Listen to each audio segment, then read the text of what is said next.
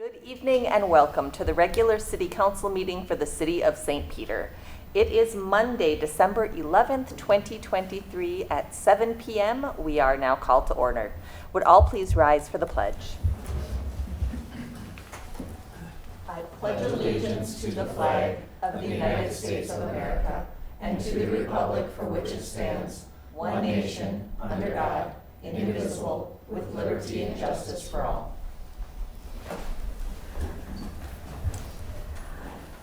First up is the approval of the agenda. Everybody has received a copy of the agenda. Are there any revisions or corrections?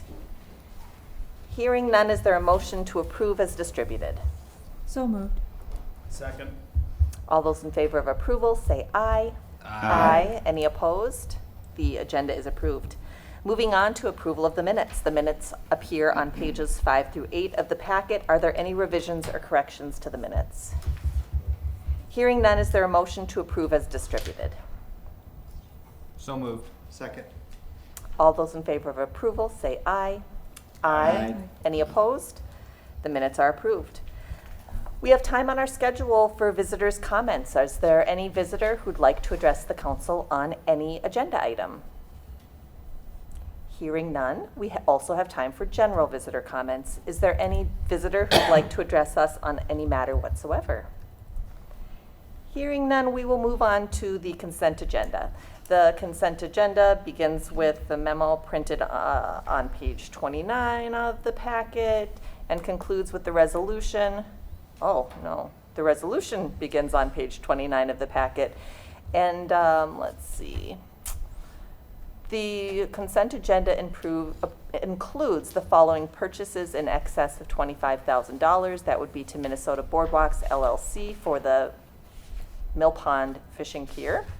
The following employee appointments at the wages indicated in the packet: Pat McShane as electric foreman, Jose Velasquez, maintenance engineer, Justin Tollefson, part-time bus driver, Tim Rossler, fire department captain, and Colby Schmidt, fire department lieutenant.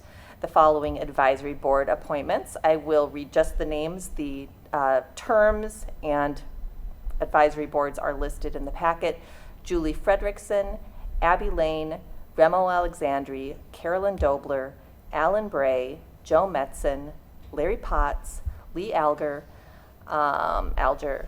Rachel Fuller, Laurel Peelers, Emily Bruflat, and Megan Rubel.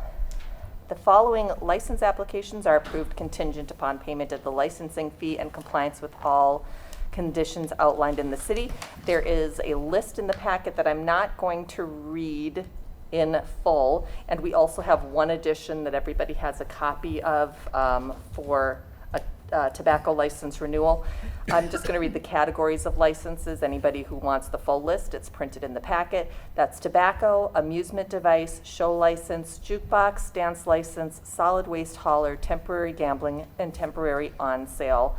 The terms of the license, in terms of dates and addresses, are also listed in the packet.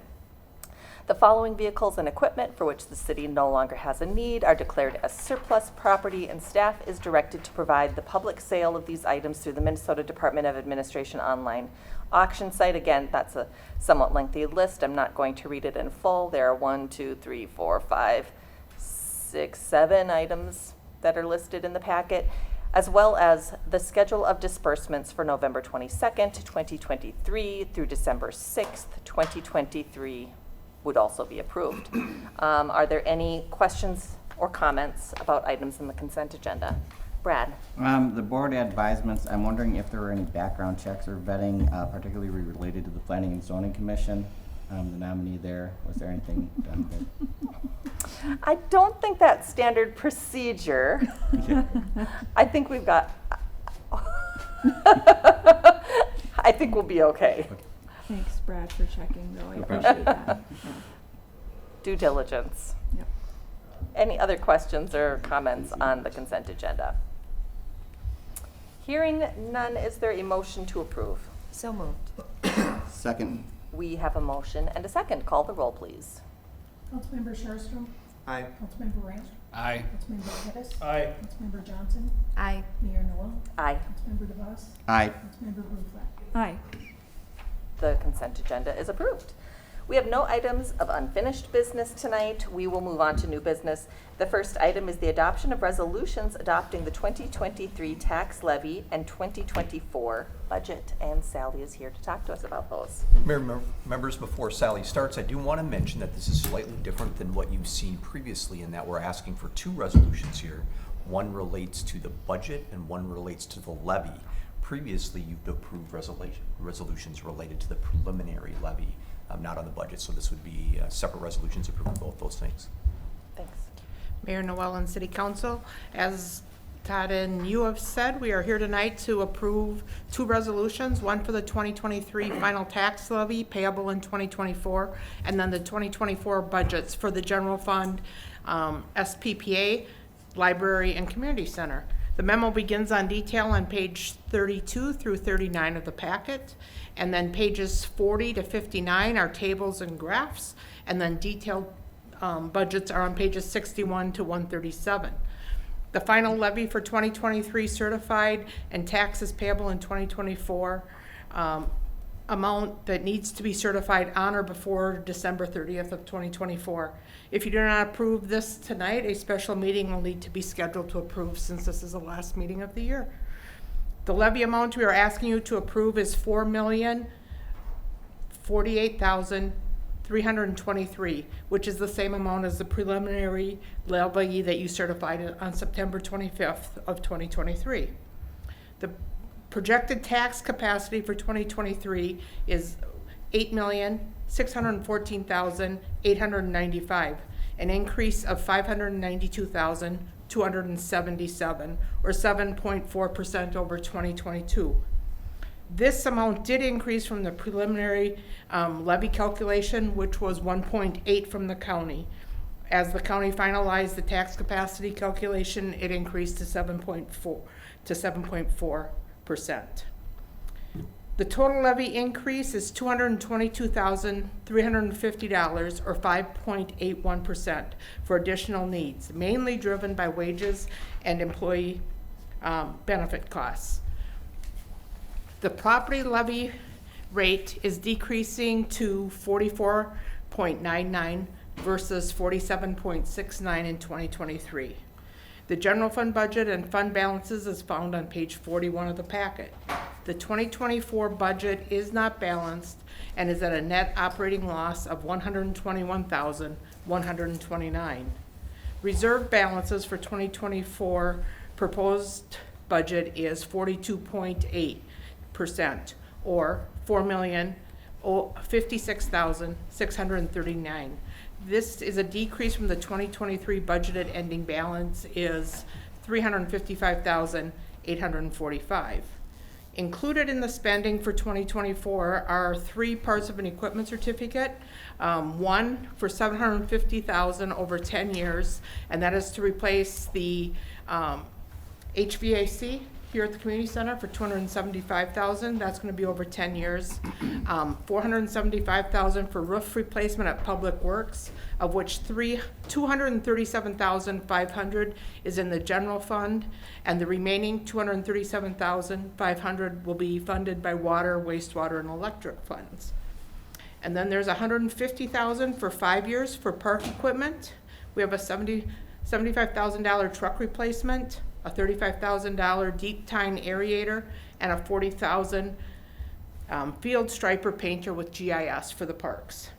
Then there is also a $700,000 equipment certificate for the purchase of a used snorkel truck that will be amortized over 10 years, and that's for the fire department. That is going to be used to replace the truck that is in the 1960s truck, and replacement parts are unavailable for repairs. So we're looking at getting a used one for that.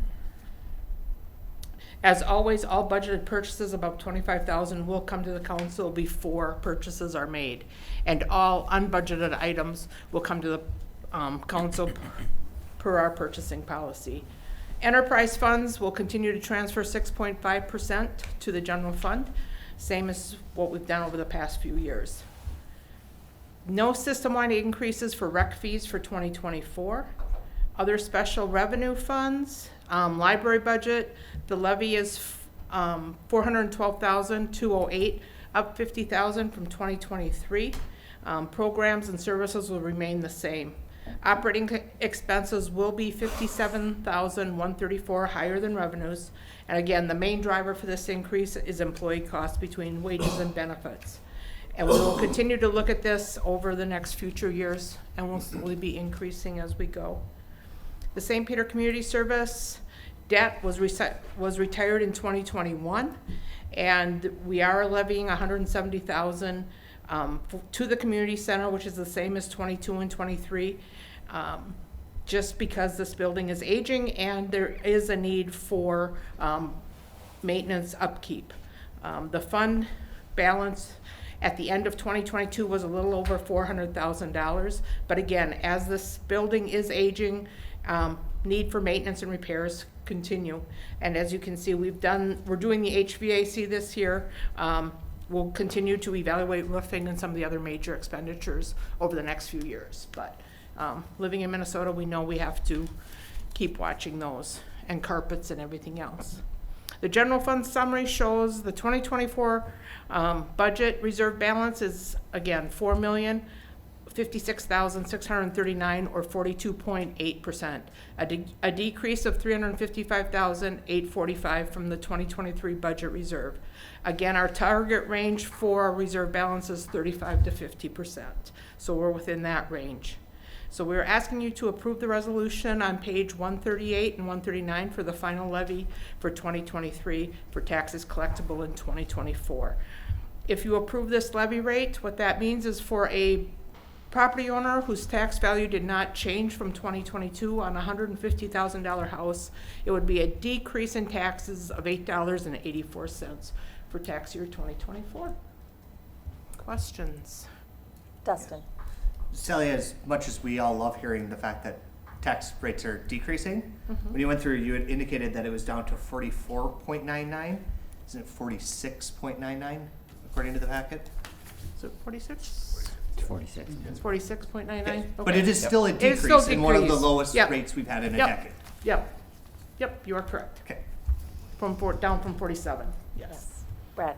Yeah, I was gonna say as Dustin, the decrease over the last 3 years, while home prices have increased, our tax rate has not kept up with inflation, with the increase in home prices. And as Dustin said, the 46.99 is the lowest tax rate we've seen since 2015, which was just a hair under at 46.79. And so I hope property tax owners, even though they might see their tax bill go up slightly, understand that we are doing our best to rein in the increases as our property values increase. So, Any further questions or comments? Hearing nothing at this time, the first resolution that we are considering begins on page 138 of the packet, and that is the resolution adopting a final 2023 tax levy collectible in 2024. Is there a motion to approve? So moved. Second. We have a motion and a second. Call the roll, please. Councilmember Ramp, Aye. Councilmember Pettis, Aye. Councilmember Johnson, Aye. Mayor Noel, Aye. Councilmember DeVos, aye. Councilmember Bruflat, Aye. Councilmember Sherrstrom. Aye. The resolution is approved. Anything to add before we move on to the next resolution? The next resolution approving the general fund, special revenue funds, debt service funds, capital funds, and agency funds for the 2024 fiscal year appears on page 140 of the packet. Is there a motion to approve? So moved. Second. We have a motion and a second. Call the roll, please. Councilmember Pettis, Aye. Councilmember Johnson, Aye. Mayor Noel, Aye. Councilmember DeVos, Aye. Councilmember Bruflat, Aye. Councilmember Sherrstrom, Aye. Councilmember Ramp. Aye. The resolution is approved. Thank you. Thank you, Sally. The next item of new business is the adoption of a resolution creating a utility laborer position, and Pete is here to talk to us about that. Madam Mayor and members, Pete and I are going to tag team on this if you have any specific questions, but I do want to mention that this really is tied to, it's specifically approving a job description, but it's really tied to additional positions that will be assigned through Stormwater. In the organizational structure within Pete's group, we're looking to then, frankly, farm these folks out to other funds and other activities within the Public Works Department. And we're doing that really trying to meet four main goals. First of all, additional horsepower, which is necessary. Second of all, providing some additional flexibility related to the need for additional people power and where we need that power. It's very difficult to, not to minimize the impact, but as we've talked about often, it's hard to buy a half a can of pop. And so when we can buy a person or people and assign them out where we need the horsepower, when and where we need it, that's a benefit to all of the departments and all of the enterprise funds.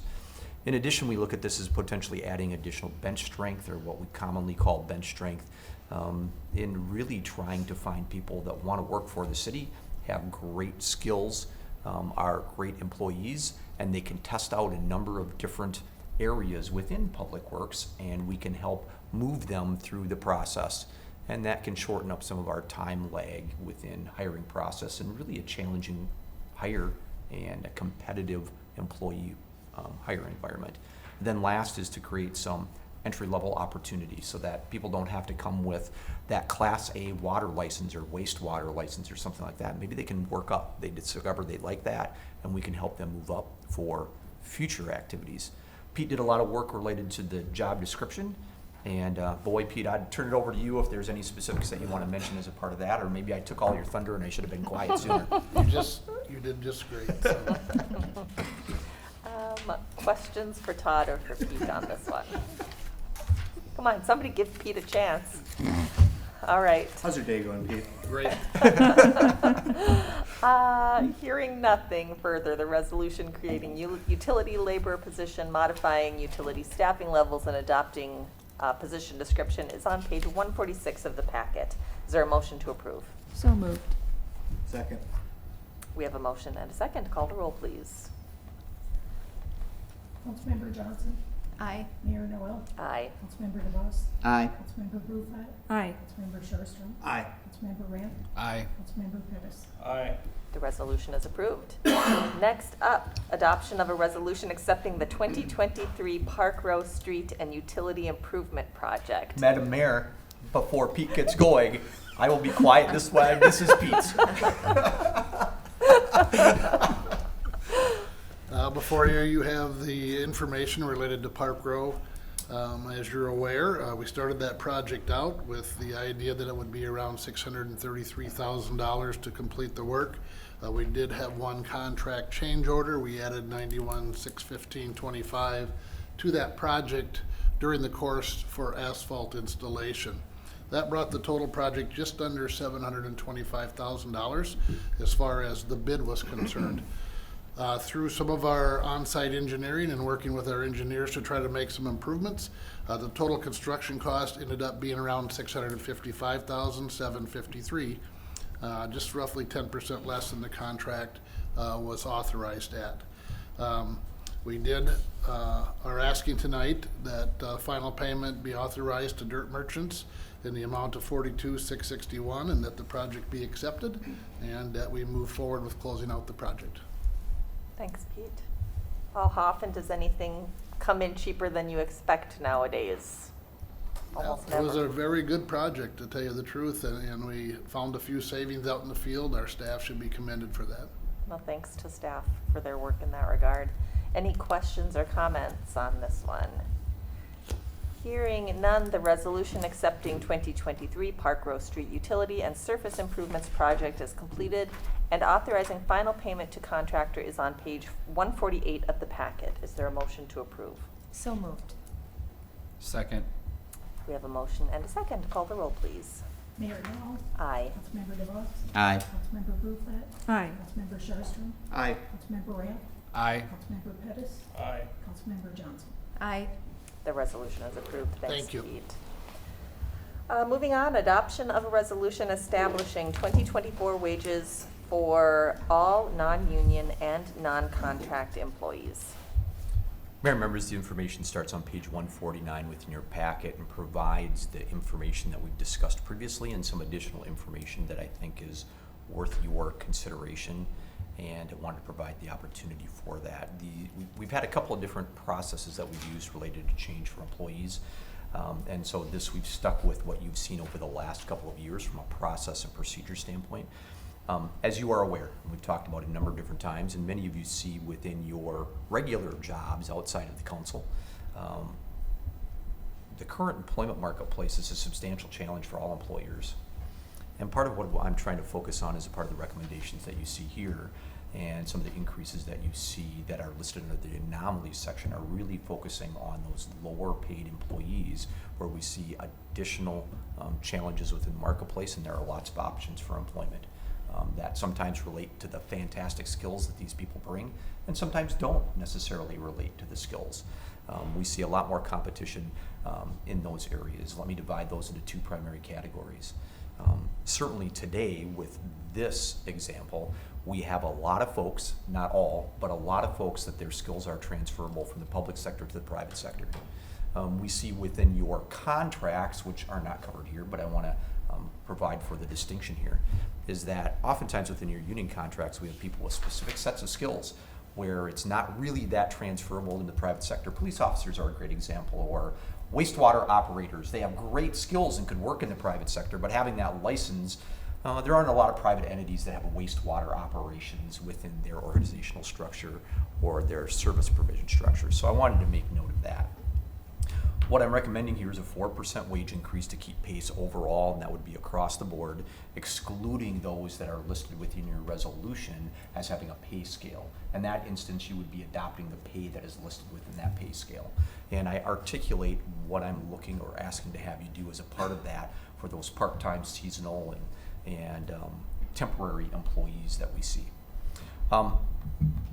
Overall, again, the marketplace continues to be very, very challenging, and not just in the private sector equivalent kind of positions, but in the public sector, especially in those management positions, we see pay for many of those management positions far exceeding what our pay plan was or where we were at or what our plan had been. I don't know what drives all of that, other than I think it's driven by the lower number of applicants in any pool that we see within those positions.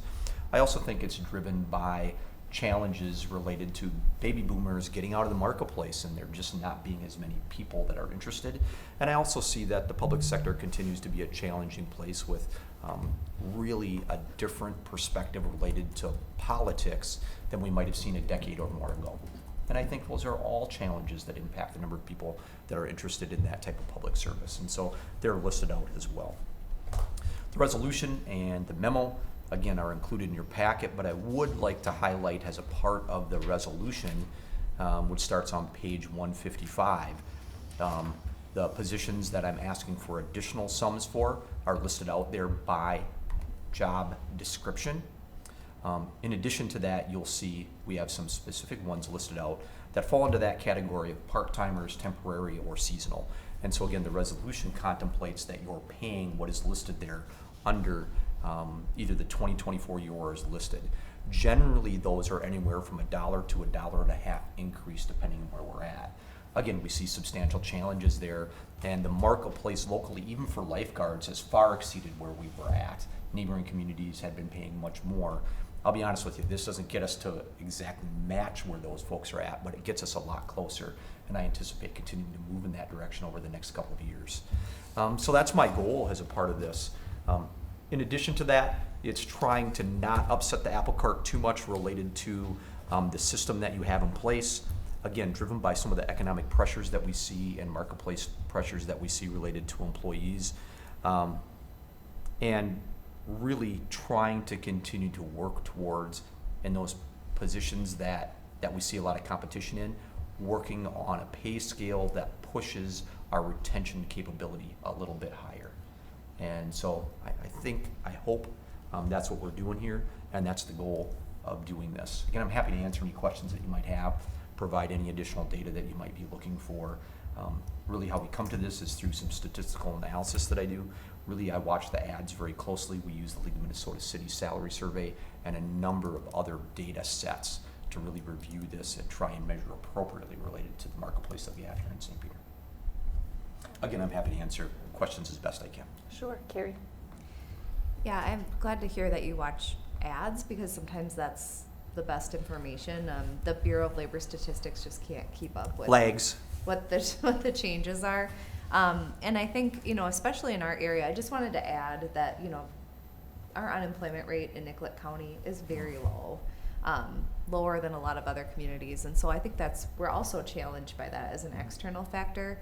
I also think it's just thoughtful to think about many of our positions where we might see a retirement in the future, and that pay is still keeping up with the marketplace, so that when that person leaves, we don't suddenly have to pay someone astronomically more to come in. And so just making sure that there's equity and fairness, that we're keeping up with the marketplace. I think these are really good changes, even though, if you're looking at this packet, it seems like a lot, but that's not any different than what other sectors and employers are having to do. There's lots of adjusting to remain competitive, and we want to be able to continue to provide the service that we do to our residents. And so part of that is making sure that those people that work for the city are paid fairly. So, thank you. Thanks. Other questions or comments? Hearing no further discussion, the resolution establishing 2024 wage for non-union, non-contract employees is printed on pages 155 and 156 of the packet. Is there a motion to approve? So moved. Second. We have a motion and a second. Call the roll, please. Councilmember DeVos, Aye. Councilmember Bruflat, Aye. Councilmember Sharpstra, Aye. Councilmember Ramp, Aye. Councilmember Pettis, Aye. Councilmember Johnson, Aye. Mayor Noel. Aye. The resolution is approved. Next up, adoption of a resolution approving a new business license. Mayor, members, as you know, it is your practice that renewals are on the consent agenda and new license applications are on your action agenda under new business. That's the case for this one as well. This is an application for a consumption and display permit. We have one other one in the city of St. Peter, and this would be Lucas Simonet on behalf of Smolder Cigar Emporium. Because this is a little bit unusual for us in that we do have one other, but it's used on a very, very intermittent basis, I thought it might be appropriate for us to include just a little bit more information, and so I've included or asked Barbara to include the state statute as a part of this as well. What we do is the normal process that's outlined within your city ordinance, city code, that provides the opportunity for the application and review of the license. There's nothing that we found in the background check that would prohibit provision of this license to Smolder Cigar Emporium. If you have questions about what consumption and display permit is, it kind of works like this. And you can think of it as being an opportunity where the business provides the pop and people can bring their own alcohol to add to that, as an example, and consume within that business. They're required to meet many of the same background things that you have in place within your ordinance and insurance issues as well. So again, provide that information to you.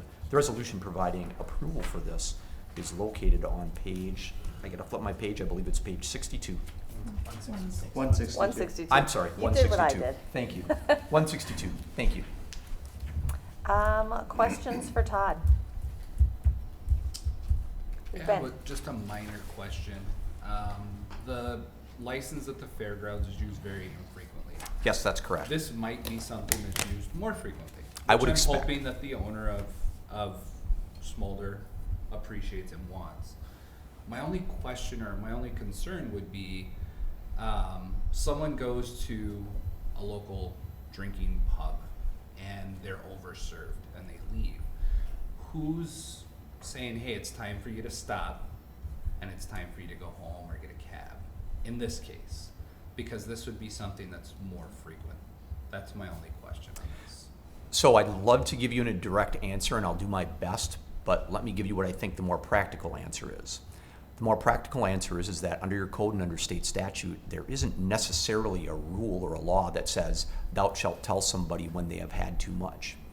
How that frankly works is that if there is a problem and a lawsuit ensues, the courts generally or insurance companies settle that out, not city councils or city administrators or police officers or anyone. And so that's, at least from my perspective, that's the practical answer to that. But it certainly is something that I think is important to people, and not only users, but I think business owners. And so it behooves any business that's in the business of providing alcohol or making alcohol accessible on their premises to be well versed in what it takes to complete some of that work.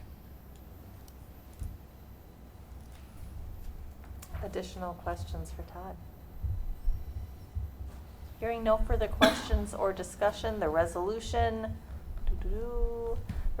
approving consumption and display permit is on page 162 of the packet. Is there a motion to approve? So moved. Second. We have a motion and a second. Call the roll, please. Councilmember Bruflat. Aye. Councilmember Sherstrom. Aye. Councilmember Rank. Aye. Councilmember Pettis. Aye. Councilmember Johnson. Aye. Mayor Noel. Aye. Councilmember DeVos. Aye. The resolution is approved. We will move on at this time to reports, and I'm first up under reports. And tonight, I find myself in a bittersweet moment as we bid farewell to a valued member of our city council. Councilmember Emily Bruflat has been a stalwart advocate for our community, and it's only fitting that we take a moment to acknowledge her dedicated service these past 4 years. In particular, throughout this time, Emily's voice has been a steadfast reminder of the importance of environmental stewardship. Her passion for the well-being of our planet has been the cornerstone of her service, urging us to weave sustainability into the very fabric of all of our decisions. I personally thank you, Emily, for your steadfast advocacy for our progress and unwavering commitment to a more sustainable future for our city. I will do my best to carry your voice forward into the future, reminding us that each decision we make should carry the weight of its environmental impact. Thank you, Councilmember Bruflat, for your dedicated service. May your legacy of environmental conscientiousness continue to guide us in our ongoing efforts for a sustainable and thriving community. Thank you very much. Thank you, Mayor Noel. And may I offer my, Yes, let's move on to Remarks? council reports, and you can be first up. all right, unless you really want to dive in. I see your hand. I'd like to have, you can have the last word. But I Fair enough. I got something to say, lady.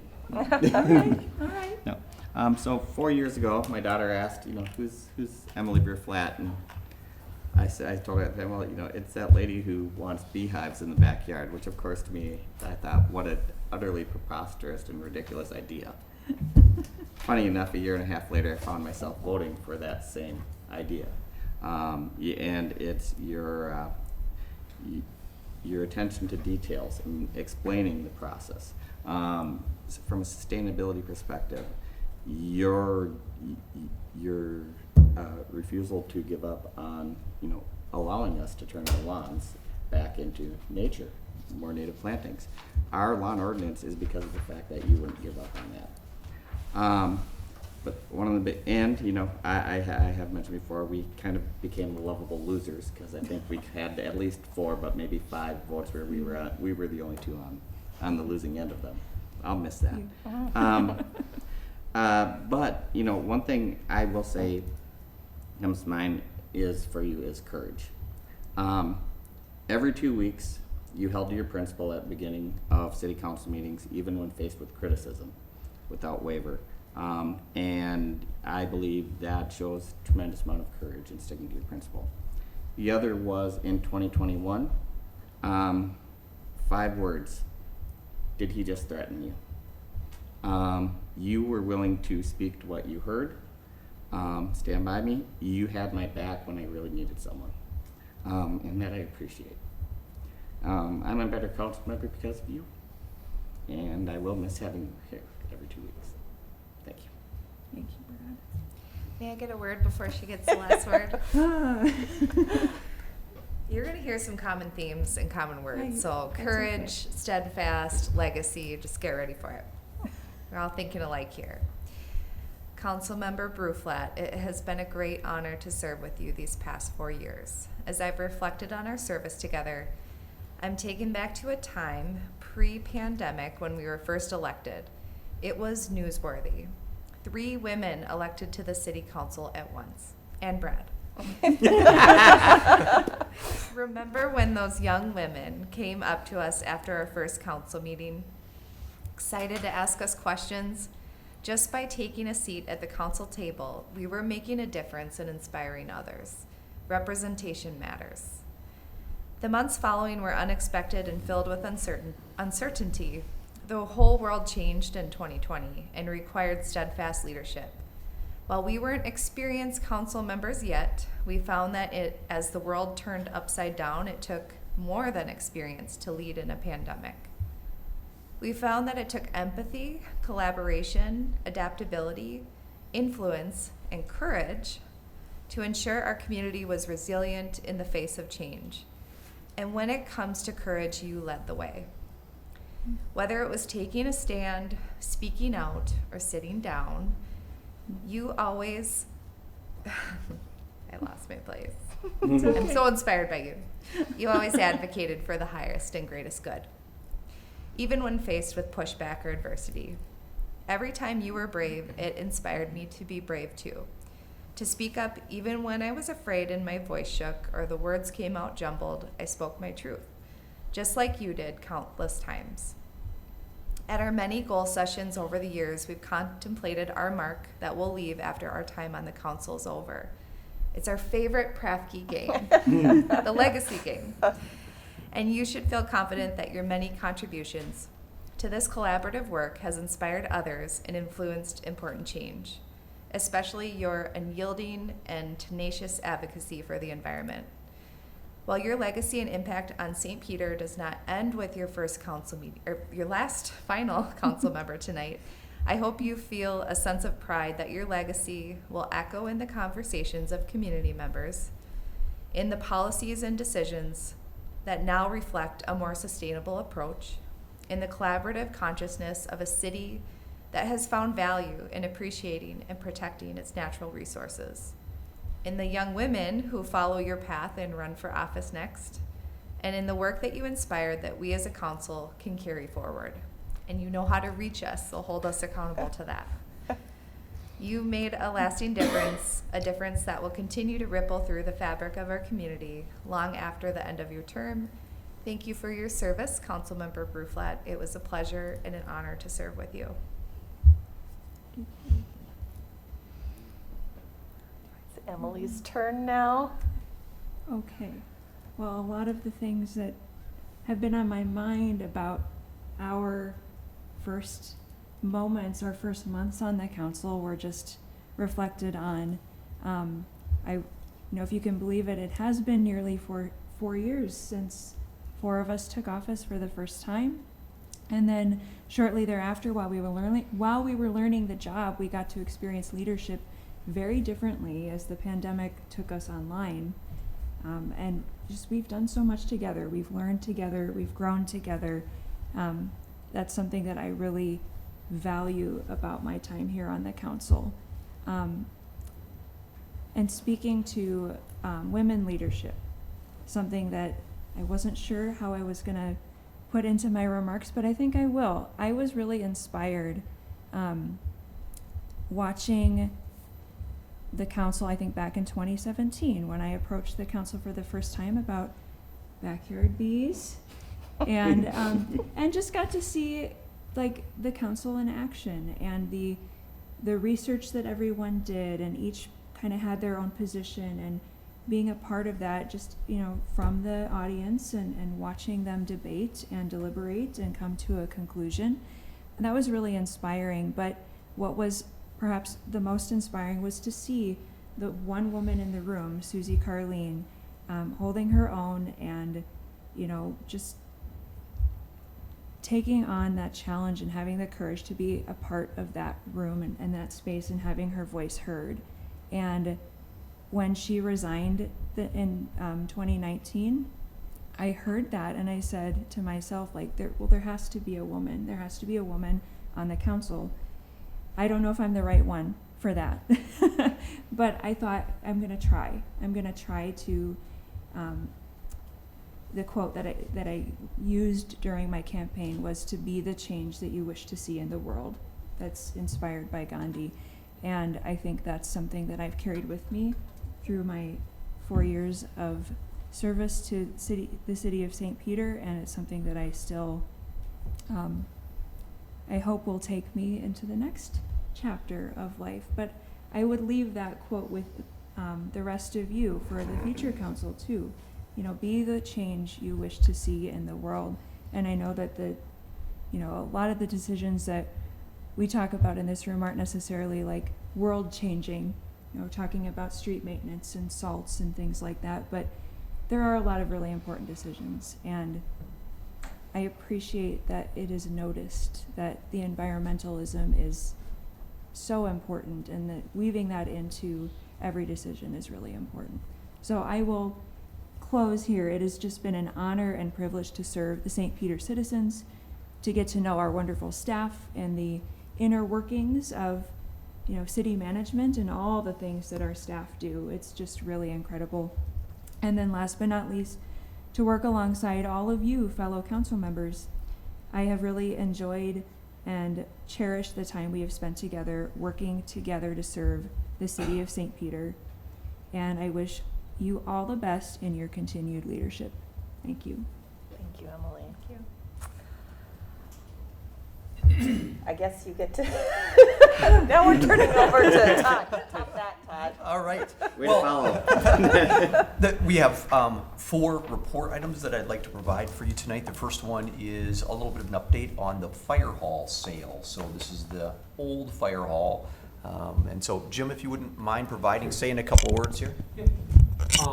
Basically, they have come forward and signed the purchase agreement. We've got $15,000 earnest money in my trust account waiting for closing. They've asked to close March 1. They need to develop some appraisals to make sure the business plan fits with their stuff. So they thought that was a reasonable. Todd and I conferred. We thought it was reasonable to do that. We also felt it was reasonable to give the city a little more time to clean out the fire hall. And they're looking at some of the personal property inside the fire hall. So I think we're good to go. Everything's on track. They're still hoping to open in July. Given paddlefish, I might be a little optimistic, but we'll see. They're excited to keep moving on it. Thank you. Mayor members, the next item that I'd like to have a report on is actually from, the next one that I have is actually from Pete, related to curbside leaf collection. So Pete, if you wouldn't mind. You bet. We have concluded our curbside pickup for leaf collection this year.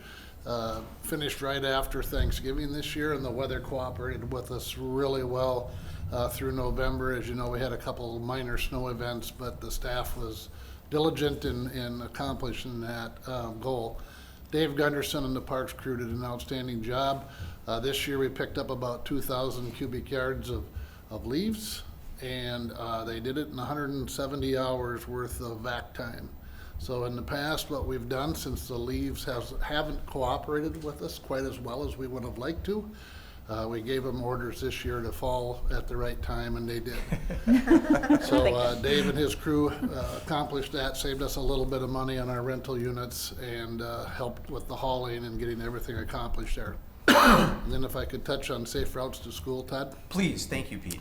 We are having a meeting on Thursday evening and afternoon on December 14th, which is Thursday, at the community center. For those that are interested in attending an informational meeting, we'll have some maps out there that show where the sidewalks will be installed, some of the trees that will be removed, and how our planting plans to replace those will come back. As I mentioned, it'll be from 4 to 6 here at the St. Peter Room in the community center on Thursday, and we have sent out letters to property owners where we're going to be coming through their front yard. So we have staff also has been visiting out there with questions and concerns from interested parties. So we're hoping that we can answer anything that people may have for questions along the route there. All right. Thanks, Pete. Yep. The last item that I have on the list is item number 3, which is the holiday meeting schedule update. As members may recall, traditionally, and this council has been no exception to that, you provided for cancellation of the second workshop and the second regular meeting in December. So for folks that are keeping score, that means that the first meeting of the new council under workshop would be Tuesday, January 2nd, and then the next regular meeting would be on the 8th of January. Madam Mayor, members, that's all I have, other than my request for you to approve the resolution that provides for a closed session for police officer union contract negotiations. I would anticipate that the council would only come back in regular session to adjourn the meeting. I do not anticipate any action related to that contract. That resolution is on page 163 of the packet. If there are no questions for Todd, I'll take a motion to approve. So moved. Second. We have a motion and a second. Call the roll, please. Councilmember Sharpston? Aye. Councilmember Ramp? Aye. Councilmember Pettis? Aye. Councilmember Johnson? Aye. Mayor Noel? Aye. Councilmember DeVos? Hi. And for the last time, Councilmember Bruflat. Aye. The resolution is approved. It is 7:46. We will adjourn into executive session. Of course, we had to put you in the spot. So, my members, we'll be in the Traverse de Sioux room, and I'll be down there in just a few minutes. Normally we're in the Nicollet room. It's the one right next door to the Nicollet room. It's a little bit bigger tonight. Yeah, the one with